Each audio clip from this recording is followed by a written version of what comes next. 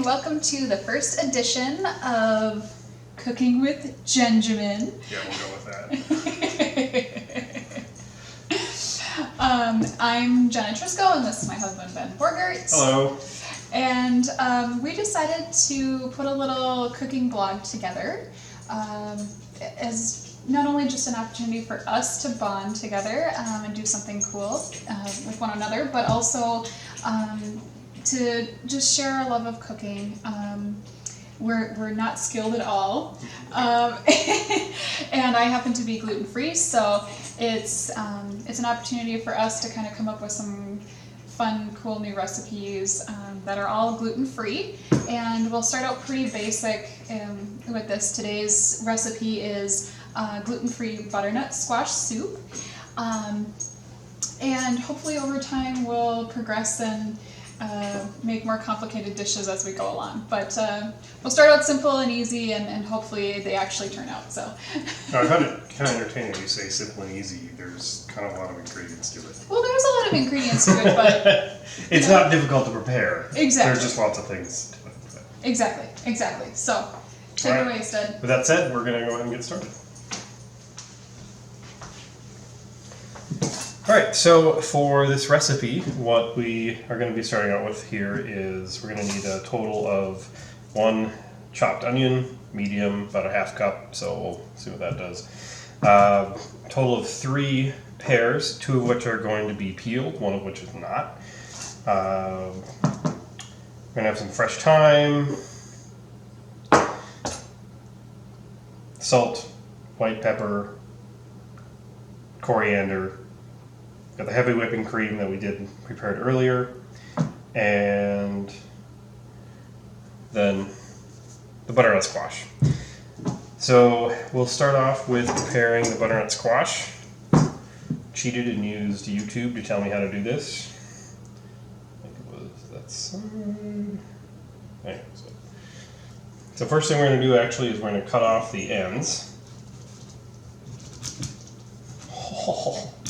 And clearly need a lot of muscle. So before I forget here, what I forgot to mention is what you want to look for supposedly anyways, a ripe butternut squash is as beige as possible and not really as boring as possible. We have a little bit of green, so I think it'll still be okay since it is almost entirely beige, but that's what you want to look for to make sure that it's as ripe as you need it. So as you can see, it's actually looking pretty good. So we'll just keep moving here.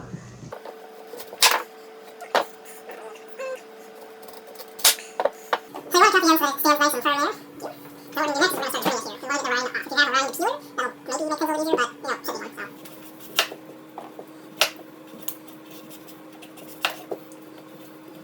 Did we already mention we're not the best cooks? Yes, we know nothing, absolutely nothing about cooking. Well, and we don't have the... We don't have any of the fancy equipment and supplies that you would need to make all of this stuff work beautifully, but or a cutting skill set. But but at the same time, I hope that's appealing to sort of the average cooker out there that doesn't have all the fancy stuff but can still make it work. And you make modifications along the way, so that's okay. But you can see there's still some green stuff. We want to make sure that you get rid of all the green. Once we get rid of all of that, then this piece will be ready to go.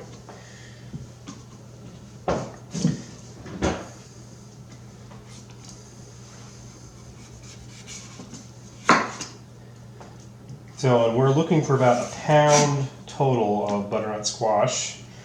So I got a handy scale once we've got this all trimmed up.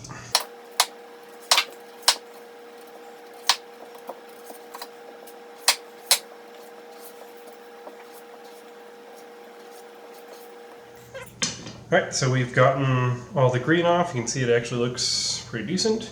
So you can kind of see here we're getting towards where the seeds are. We're going to need to pull those out at some point.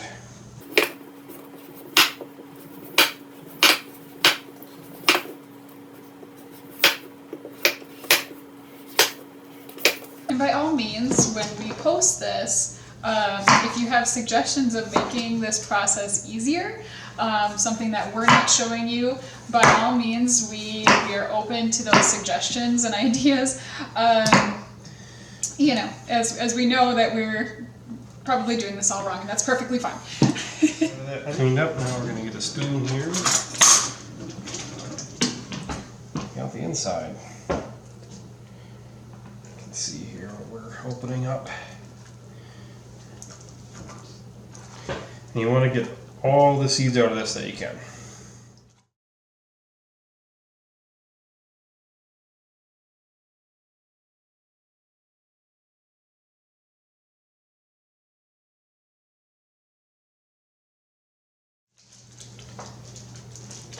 Alright, then what we want to do, and we're going to do here, is start cubing it.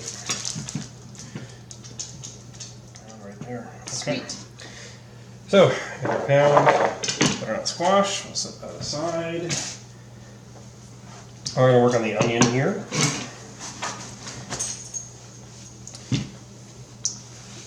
My job, clean up the area.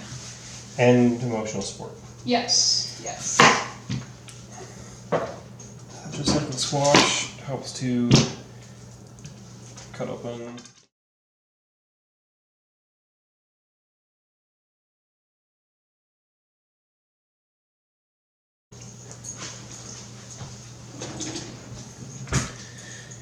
Alright, so just cleaning up the pears here.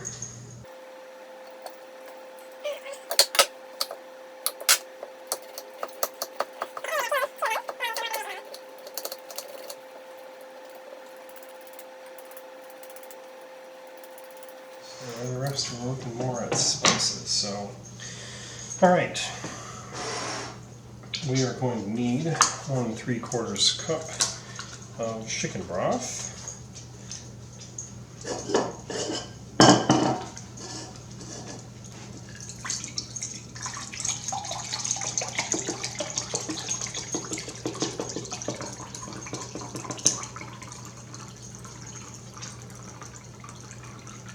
Nope, you said 1 3/4. There it is. Okay. That. Alright, so since we don't have pressed time and I don't have the patience to deal with it, we're just going to use this stuff.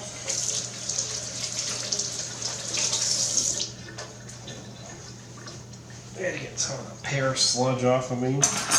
Alright, so we got 1/4 teaspoon of pepper currently in there. And we're going to do 1/4 teaspoon of salt. Get this out of the way. We're going to use sea salt because sea salt's awesome. A little extra there. Okay. And 1 teaspoon of thyme. Dry my hands here. What I like to do with thyme is crush it up a little bit in my hands.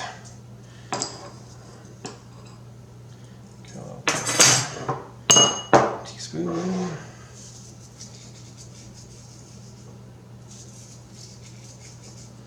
Probably doesn't do anything, but makes me feel better, so that's what we're doing. There we go. Those are our spices. And with our onion, we got the butter set aside here, 2 tablespoons, and that takes care of the preparation. So we're going to switch to next is the actual cooking part of it.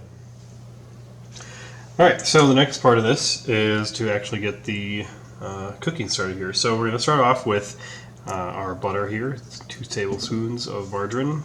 This is going to be over medium heat, so we don't want to brown the butter too quickly. I just like doing this. I don't think it actually does anything important. And you can probably just put the onions in. I do that all the time when it's like just about. It doesn't take long for I them to. like to follow directions. Of course you do. Of course you do. I wouldn't. Alright, well. I wouldn't want you to deviate from those directions at all. Hey, it's important to follow directions. Okay. Alright.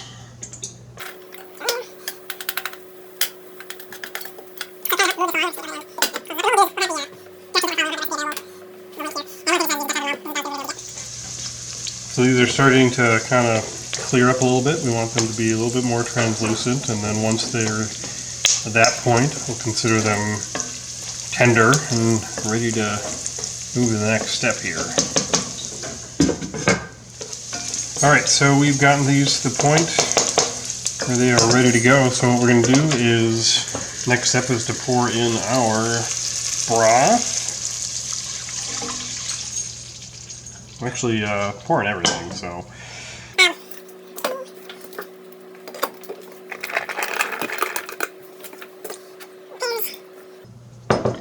Finally, the spices. So I forgot in the last step here that we needed to have the spices of, I forgot the coriander, so I've added that, and that's again a 1/4 teaspoon of coriander. So now that's all in there. We'll do a nice little stir, and then what we're going to do is bring it to a boil, and we'll let it simmer for about 10 to 15 minutes.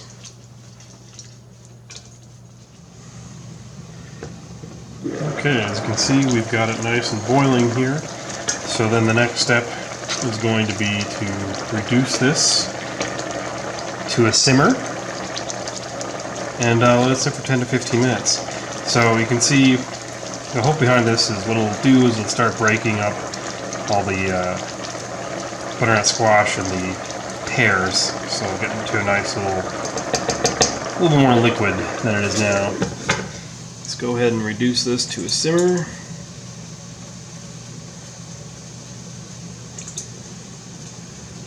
Guess that's a simmer. Still getting used to what this oven does, so. And now we wait. Alright, so it's been about 10-15 minutes or so. I really wasn't paying attention, but the point is that once this is done, you'll know it's done because you want the squash to be tender, and right now, yeah, it's very easy to squish around a little bit, so I think that officially makes it tender. The next step then is we're going to actually pour this out, and we're going to put it into a blender and just kind of make a puree of it, essentially.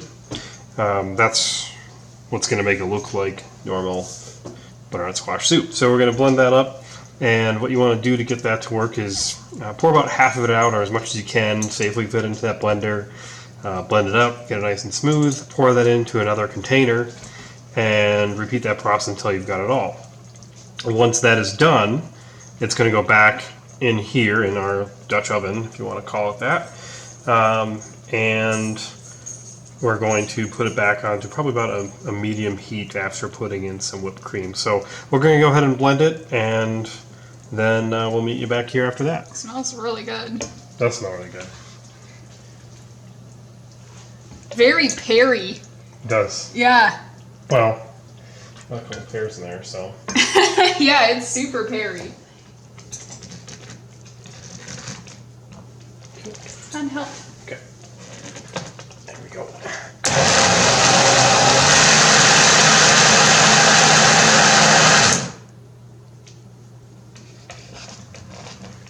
Help. Alright. Yeah. I'm gonna open it over here. Yeah. Ooh, that's hot. Yeah. It's probably like bad for this plastic or something. I know. That's why I'm like, get it open, get it out of there quick.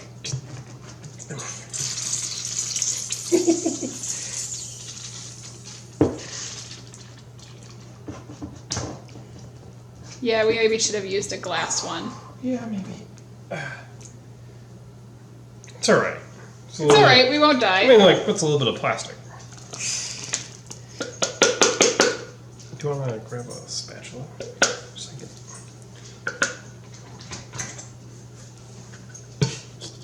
Whew.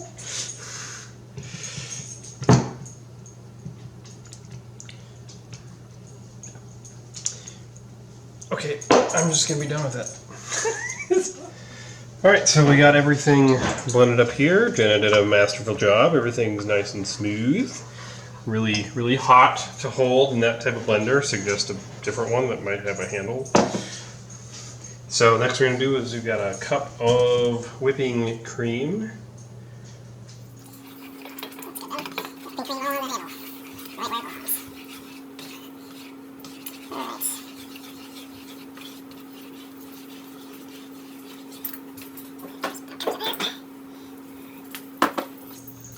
All right, we're going to turn this back up to medium heat.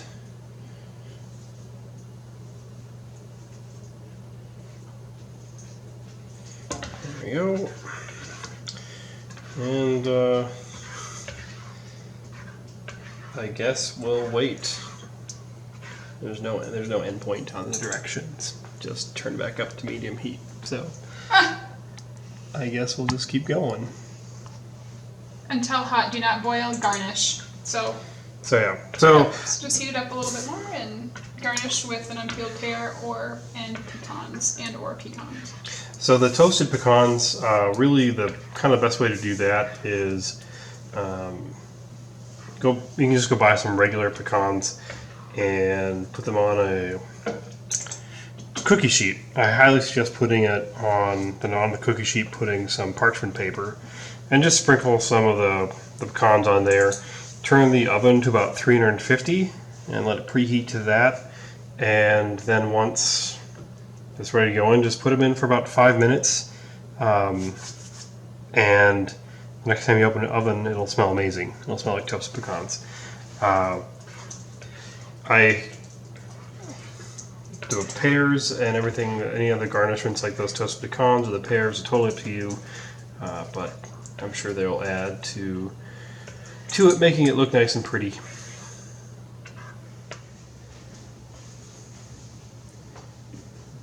Alright, so we have completed the soup. Bowled up a little bit here to try. Got my favorite spoon. See how it turned out.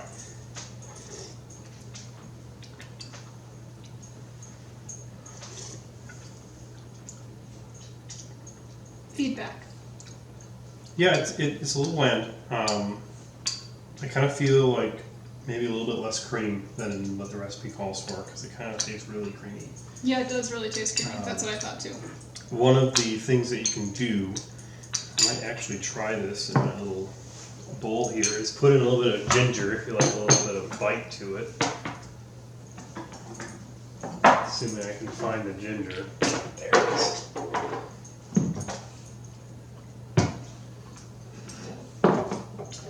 Maybe a little bit more pepper as well would actually help just a little bit. So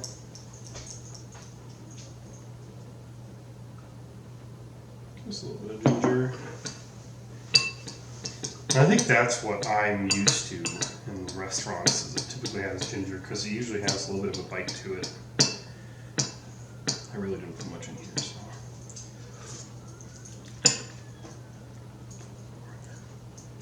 Even actually just that tiny bit of ginger added just a little bit to it. That'll be fine.